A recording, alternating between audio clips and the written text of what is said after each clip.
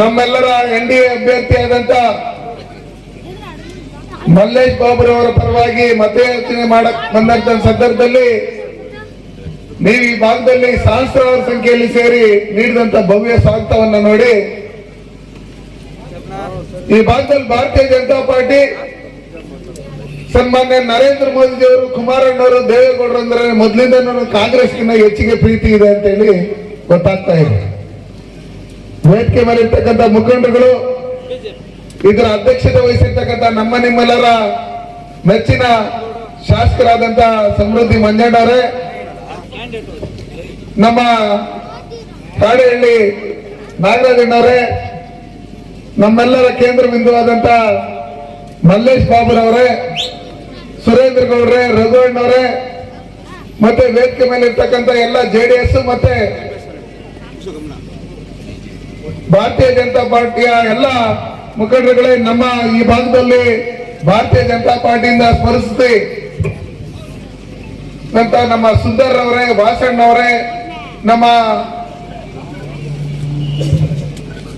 ಭಾರತೀಯ ಜನತಾ ಪಾರ್ಟಿ ಅಧ್ಯಕ್ಷರಾದಂತ ಸುರೇಶ್ ರವರೇ, ನಮ್ಮ ಕೃಷ್ಣಮೂರ್ತಿ ರವರೇ, ವೇದಿಕೆ ಮೇಲೆ ಎಲ್ಲ JDS ಮತ್ತೆ ಭಾರತೀಯ ಜನತಾ ಪಾರ್ಟಿ ಎಲ್ಲ ಮುಖಂಡರುಗಳೇ, ಮುಂದಿರ್ತಕ್ಕಂಥ ನಮ್ಮ ಅಕ್ಕ ತಂಗಿಯರ, ಅಣ್ಣ ತಮ್ಮಂದ್ರೆ, ಮಾಧ್ಯಮದ ಮಿತ್ರರೇ, ಎಲ್ಲ ಕತ್ಲಾಗ್ತಾ ಇದೆ, ನೋಡ್ತಾ ಇದ್ದೀರಿ. ಯಾವಾಗ ಸಮೃದ್ಧಿ ಮಂಜಣ್ಣ ಮಾತಾಡಿದಾಗುತ್ತೋ ಓಡೋಣ ಅನ್ನೋ ಲೆಕ್ಕಾಚಾರದಲ್ಲಿ ಏಮಲ್ಲ ಇದ ಅಟ್ಲ ಹೋಗ್ತಾ ఒక అర్ధ గంట మాట్లాడతాను. ఈ ದಿನ ಏನು ನಾವು ಇಲ್ಲಿ ఓట్ల అడిగేకి వచ్చినామో, మిమ్మల్ని అంతా చూస్తా ఉంటే ఎవరు కాసు తీసుకొని వచ్చిండేది కాదు. వీళ్ళంతా మీరంతా లీడర్లు. ఈ దేశానికి మంచిది కావాలా,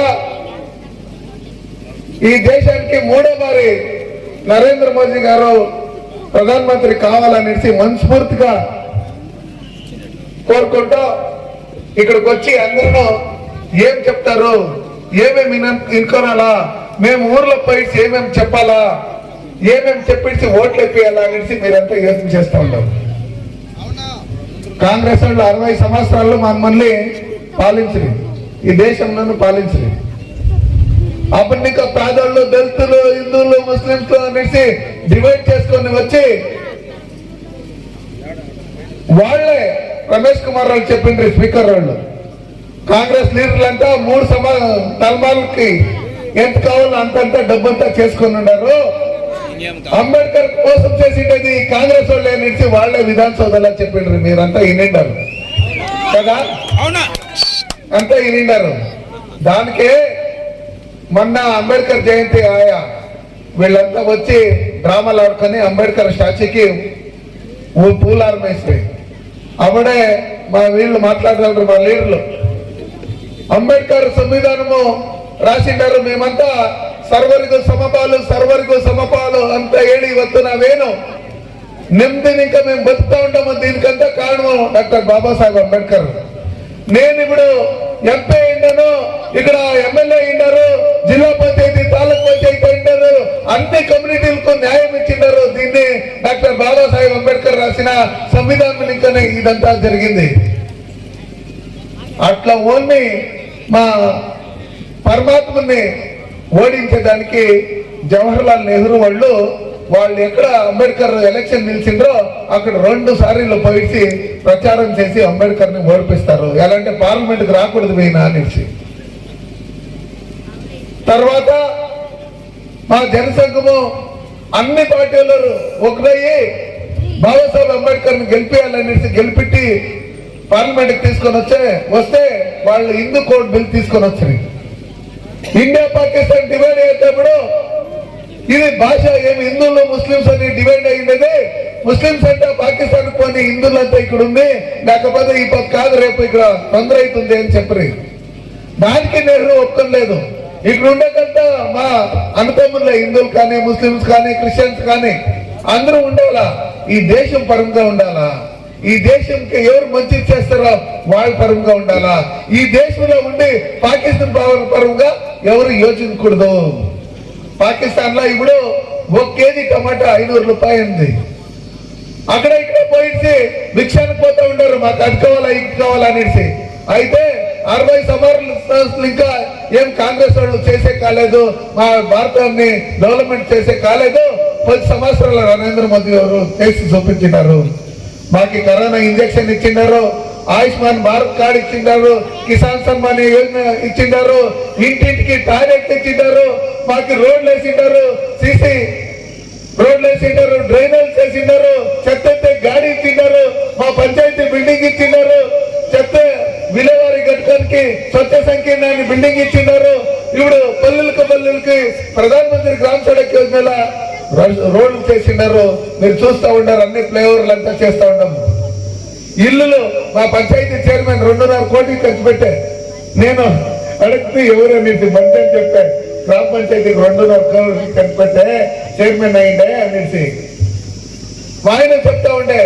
ఒక పంచాయతీకి 40 ఇండ్లు ఇచ్చినారు సన్మాన్య నరేంద్ర మోదీ వాళ్ళు ప్రధానమంత్రి ఆవాస్ యోజన అనేసి.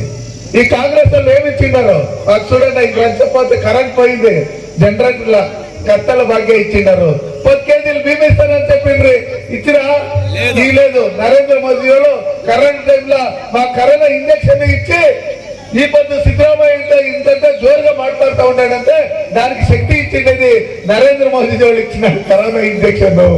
దాన్ని వేసుకోలేకపోతే ఈ పొద్దు పైన పోయిస్తా ఉండే సిద్ధరామయ్య. దాంట్లో ఆయన చెప్పేకి నేను ఇష్టపడతాను. మీ పరంగా ఎక్కడుంది జేడీఎస్ అని అడుగుతా ఉండే.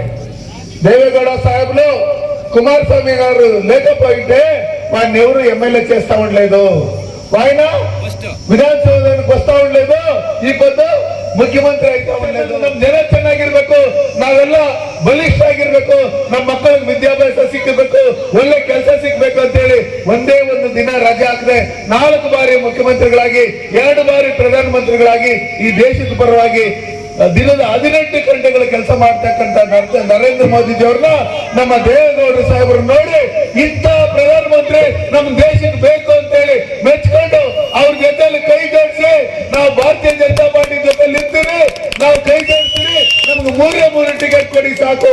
ನಾವು ಈ ದೇಶಕ್ಕೆ ನರೇಂದ್ರ ಮೋದಿಜಿಯವರಂತ ನಾಯಕರು ಬೇಕು, ನಮ್ಮ ಕರ್ನಾಟಕಕ್ಕೂ ಒಳ್ಳೇದಾಗಬೇಕು. ಕರ್ನಾಟಕ ರಾಜ್ಯದಲ್ಲಿ ಈ ಕಾಂಗ್ರೆಸ್ ಪಕ್ಷ 10 ತಿಂಗಳಿಂದ ಭ್ರಷ್ಟಾಚಾರದಲ್ಲಿ ಮುಳುಗಿದೆ. ಇವತ್ತು ಅಕ್ಕಿ ಕೊಡ್ತೀನಿ ಅಂತ ಹೇಳಿದ್ರೆ ಅಕ್ಕಿ ಕೊಟ್ಟಿಲ್ಲ, ಕರೆಂಟ್ ಕೊಡ್ತೀನಿ ಅಂತ ಹೇಳಿ ಕತ್ತಲ ಭಾಗ್ಯ ಕೊಟ್ಟಿದ್ದಾರೆ. ಇವತ್ತು ನಮ್ಮಲ್ಲಿ ಬಸ್ಗಳು ಬಿಡ್ತೀನಿ ಅಂತ ಹೇಳಿ ಡಕೋಟಾ ಎಕ್ಸ್ಪ್ರೆಸ್ ಬಿಟ್ಟಿದ್ದಾರೆ. ಅದಾದ್ಮೇಲೆ ನಮ್ಮ ಯುವಕರಿಗೆ ತಿಂಗಳು 3,000 ರೂಪಾಯಿ ಕೊಡ್ತೀನಿ ಅಂತ ಹೇಳಿದಂತವ್ರು ಇವತ್ತವರೆಗೂ 3 ಪೈಸಾನು ಹಾಕಿಲ್ಲ. ಹಂಗಿರ್ತಕ್ಕಂಥ ಸಂದರ್ಭದಲ್ಲಿ ನಾವಿವತ್ತು ಏನು ಕೋಲಾರ ಇರ್ಬೋದು, ನಮ್ಮ ಕರ್ನಾಟಕದಲ್ಲಿ ಇರ್ಬೋದು, ಪ್ರತಿಯೊಂದು ಅಭಿವೃದ್ಧಿ ಕೆಲಸಗಳನ್ನು ಮಾಡಿರ್ತಕ್ಕಂಥದ್ದು ಭಾರತೀಯ ಜನತಾ ಪಾರ್ಟಿ ವತಿಯಿಂದ, ರೈತರಿಗೆ ಒಳ್ಳೆ ಕೆಲಸ ಮಾಡಿರ್ತಕ್ಕಂಥದ್ದು ಕುಮಾರಣ್ಣವರು ಮತ್ತೆ ದೇವೇಗೌಡರ ಕಡೆಯಿಂದ. ನಮ್ಮಲ್ಲಿ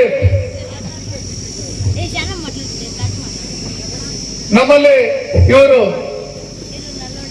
ನಮ್ಮ ಮಂಜಣ್ಣವರು MLA ಆದ್ಮೇಲೆ ನಾನು MLA ಮಾಡಿದ್ದಾರೆ.